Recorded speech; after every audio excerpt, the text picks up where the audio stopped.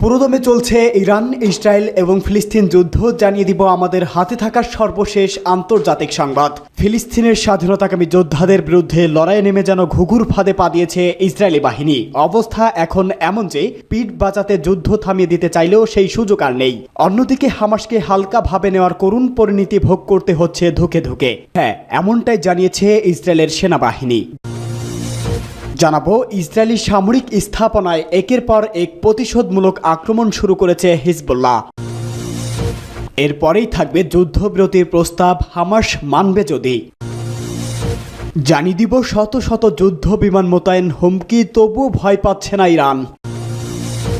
এবং সর্বশেষ থাকবে বাইডেনের প্রস্তাব প্রত্যাখ্যান করে উভয় সংকটে নেতানিয়াহু। সংবাদ শিরোনামগুলো শুনছিলেন, এবারে বিস্তারিত। ফিলিস্তিনের স্বাধীনতাকামী যোদ্ধাদের বিরুদ্ধে লড়াই নেমে যেন ঘুঘুর ফাঁদে পা দিয়েছে ইসরায়েলি বাহিনী।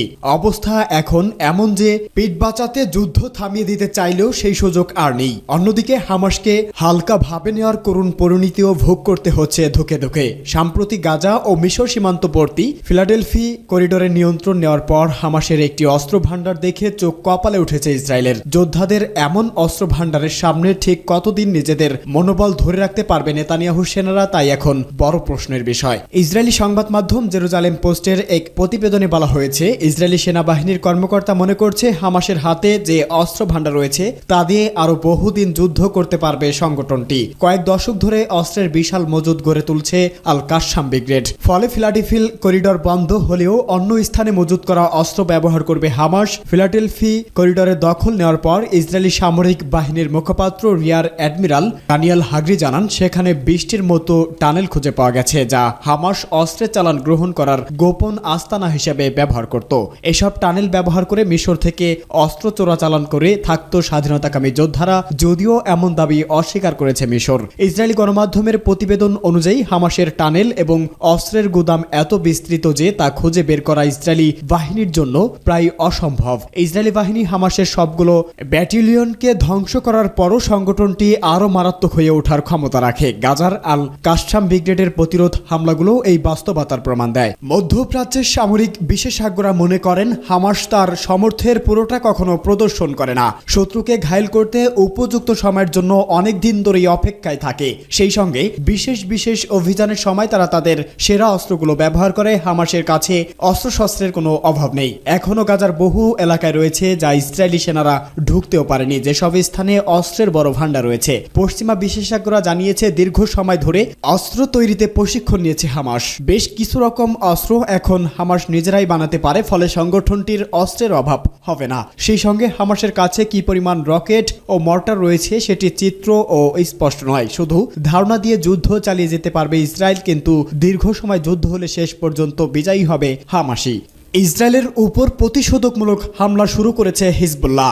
লেবাননের হিজবুল্লাহর গ্রুপ জানিয়েছে, তারা ইসরায়েলি সামরিক স্থাপনায় একের পর এক প্রতিশোধমূলক আক্রমণ শুরু করেছে। 1 জুন শনিবার সকালে ইরানপন্থী গ্রুপটি এ তথ্য জানিয়েছে। হিজবুল্লাহ বলেছে, ইসরায়েলি আর্মি অফিসার এবং সৈন্যদের অবস্থান লক্ষ্য করে ইফতাহ ব্যারাকে বিস্ফোরক ব্যবহার করে একটি ড্রোন হামলা চালানো হয়েছে। হামলাটি আগের দিন লেবাননের মাজদাল সেলেম গ্রামে একটি মোটরসাইকেলের ড্রোন হামলার প্রতিশোধ হিসেবে ছিল। হিজবুল্লাহ সংশ্লিষ্ট ইসলামিক হেলথ কমিটি জানিয়েছে, ইসরায়েলি ড্রোন হামলায় 2 জন আহত হয়েছে। এদিকে ইসরায়েলি সামরিক বাহিনী এক বিবৃতিতে বলেছে, মাজদাল সেলম অঞ্চলে কর্মরত 2 হিজবুল্লাহ যোদ্ধা একটি বিমান হামলায় আহত হয়েছে। এই বিবৃতির পর হিজবুল্লাহ জানিয়েছে, তারা একটি হারমেস 900 ড্রোনে গুলি করেছে। লেবাননের গ্রামগুলোতে আক্রমণ করতে ওই ড্রোন ব্যবহার করেছে ইসরায়েলি বাহিনী। লেবাননের ন্যাশনাল নিউজ এজেন্সি জানিয়েছে, শত্রু তাদের আক্রমণ আরো জোরদার করেছে। এনএন এর খবরে বলা হয়েছে, তারা সীমান্তের কাছাকাছি একাধিক স্থানে ড্রোন হামলা করেছে। এর ফলে একজন নারী নিহত এবং একাধিক লোক আহত হয়েছে। ইসরায়েলি সামরিক বাহিনী এক বিবৃতিতে জানিয়েছে, তাদের যুদ্ধ বিমান দক্ষিণ লেবাননে হিজবুল্লাহর বেশ কয়েকটি লক্ষ্যবস্তুতে হামলা করেছে। উত্তর ইসরায়েল লক্ষ্য করে হিজবুল্লাহর হামলায় এই হামলা করা হয়েছে। উল্লেখ্য, 2023 সালের 7 অক্টোবর গাজা যুদ্ধ শুরু হওয়ার পরদিন থেকে লেবানন সীমান্তে সংঘর্ষে লিপ্ত হয়েছে ইসরায়েল বাহিনী ও হিজবুল্লাহ গ্রুপ। প্রায় 8 মাসের সহিংসতায় লেবাননে অন্তত 450 50 জন নিহত হয়েছে, এদিকে বেশিরভাগই হিজবুল্লাহ যোদ্ধা। অপরদিকে লেবানিজ এই গ্রুপটি হামলায় কমপক্ষে 14 ইসরায়েলি সৈন্য এবং 11 জন বেসামরিক ইসরায়েলি নাগরিক নিহত হয়েছে বলে জানা গেছে। গাজা উপত্যকায় যুদ্ধবিরতির যে প্রস্তাব মার্কিন প্রেসিডেন্ট জো বাইডেন দিয়েছে তা পর্যালোচনা করার দরকার বলে মন্তব্য করেছে হামাসের আন্তর্জাতিক সম্পর্ক বিভাগের প্রধান আবু মারকুজ। বৈরু ভিত্তিক গণমাধ্যম আল মায়াদিন নেটওয়ার্কে দেওয়া এক সাক্ষাৎকারে হামাসের এই জ্যেষ্ঠ নেতা বলেছে, জো বাইডেন যুদ্ধবিরতি যে প্রস্তাব দিয়েছে তা নীতিগতভাবে হামাস সমর্থন করে, কিন্তু এটা পর্যালোচনা করতে হবে। দুদিন আগে গাজা যুদ্ধের অবসান ঘটাতে নতুন ইসরায়েলি প্রস্তাব মেনে নিতে হামাসের প্রতি আহ্বান জানিয়েছে যুক্তরাষ্ট্রের প্রেসিডেন্ট জো বাইডেন। তিনি বলেছে, এখনই এই যুদ্ধ বন্ধের সময় এসেছে। হোয়াইট হাউসে এক বক্তব্যে মার্কিন প্রেসিডেন্ট জো বাইডেন বলেছে, প্রস্তাবিত পরিকল্পনার প্রথম পর্যায়ে একটি গুরুত্বপূর্ণ ও সম্পূর্ণ যুদ্ধবিরতি, সেই সাথে জনবহুল এলাকা থেকে ইসরায়েলি প্রতিরক্ষা বাহিনী প্রত্যাহার এবং ফিলিস্তিনি বন্দীদের জিম্মির বিনিময়ে বিষয়গুলো অন্তর্ভুক্ত থাকবে। বাইডেন বলেন, এটা আসলেই একটি সিদ্ধান্ত নেওয়ার সময়।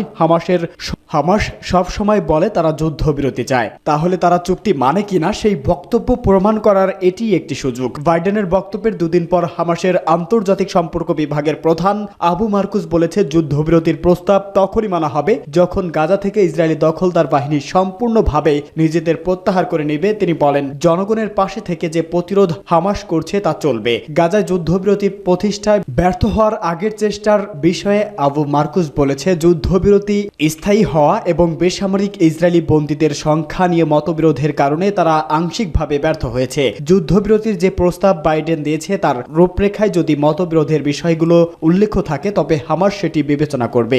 শত শত যুদ্ধ বিমান মোতায়েনের হুমকি, তবুও ভয় পায়নি ইরান। সারা বিশ্বের নজর এখন ইরানে। দেশটির প্রেসিডেন্ট ইব্রাহিম রাইসি গত মাসে এক হেলিকপ্টার দুর্ঘটনায় নিহত হওয়ার পর মধ্যপ্রাচ্যের রাজনীতি কোন দিকে মোড় নেয় তা জানার অপেক্ষায় মুখিয়ে আছে বিশ্ব।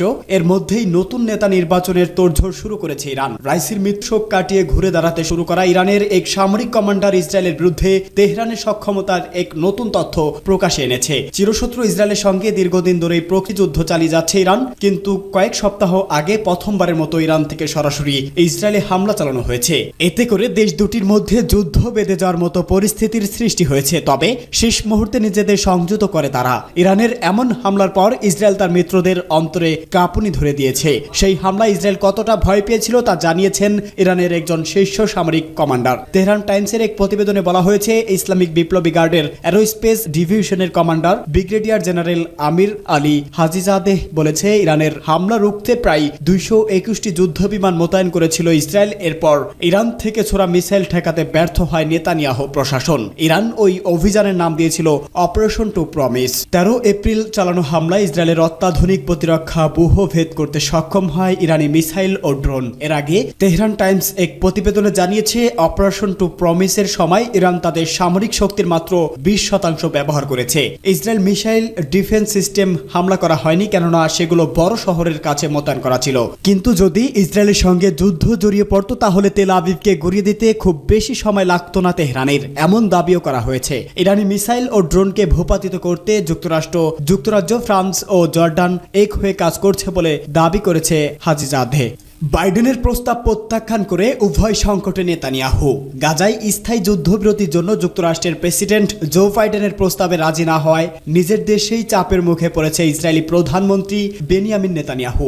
এদিকে ইসরায়েলের জনগণের দাবি সরকার যেন বাইডেনের প্রস্তাব মেনে নেয়। অন্যদিকে এ দাবি মানলে সরকারের পতন হুমকি দিয়েছে নেতানিয়াহুর নেতৃত্বাধীন জোট সরকারের ডানপন্থী নেতারা। বাইডেনের যুদ্ধবিরতির প্রস্তাব প্রত্যাখ্যান করে নেতানিয়াহু বলেছেন, নিজেদের দীর্ঘমেয়াদী শর্তগুলো পূরণ হওয়ার আগে ইসরায়েল স্থায়ী যুদ্ধবিরতিতে রাজি হবে এমনটা ভাবার কোনো সুযোগ নেই। প্রধানমন্ত্রীর এমন বিবৃতির পর হামাসের হাতে পণবন্দীদের পরিবারগুলো নেতৃত্বের ইসরায়েল রাস্তায় বিশাল একটি বিক্ষোভ মিছিল নামে। বিক্ষোভে তারা সরকারকে জো বাইডেনের দাবি মেনে নিয়ে জিম্মিদের অবিলম্বে মুক্ত করার আহ্বান জানিয়েছে। হামাস ও ইসরায়েল দুপক্ষকেই চাপ দিয়ে যুদ্ধবিরতির আলোচনায় মধ্য অবস্থাকারী যুক্তরাষ্ট্র, মিশর ও কাতার বলেছে, প্রস্তাবিত চুক্তিটি স্থায়ী যুদ্ধবিরতি ও সংকট অবসানের জন্য একটি রোডম্যাপ প্রণয়ন করে। এটি ইসরায়েলি পণবন্দী ও গাজার বাসিন্দা উভয় পক্ষকেই জনদুর্ভোগ থেকে রেহাই দেবে। তবে সরকারের প্রাথমিক সিদ্ধান্তকে সমর্থন জানিয়ে তা পরিবর্তন না করতে অনেকটাই হুমকি দিয়েছে ইসরায়েল সরকারের কঠোর ডানপন্থী অর্থমন্ত্রী বেজালেল স্টোরিজ ও জাতীয় নিরাপত্তা মন্ত্রী ইতামার বেনজিয়েভিয়ার। তারা বলেছে, বাইডেনের ওই দাবি মেনে নিলে জোট সরকার ভেঙে দেওয়া হবে। এই পরিস্থিতিতে নির্বাচনের আগে উভয় সংকটেই পড়েছে নেতানিয়াহু। যুদ্ধের ব্যাপারে নেতানিয়াহু সিদ্ধান্ত পরিবর্তন ভোটের আগে দেশটির জাতীয় নিরাপত্তা ব্যর্থতা হিসাবে উপস্থাপিত হতে পারে। আর তিনি যদি ভোটে হেরে প্রধানমন্ত্রীর পদচ্যুত হন তাহলে দুর্নীতির অভিযোগে এ বিষয়ে দীর্ঘমেয়াদী বিচারের সম্মুখীন হতে পারে। বাইডেন যুদ্ধবিরতির প্রস্তাবে এক বিবৃতিতে নেতানিয়াহু বলেন, যুদ্ধের অবসানের জন্য ইসরায়েলের শর্ত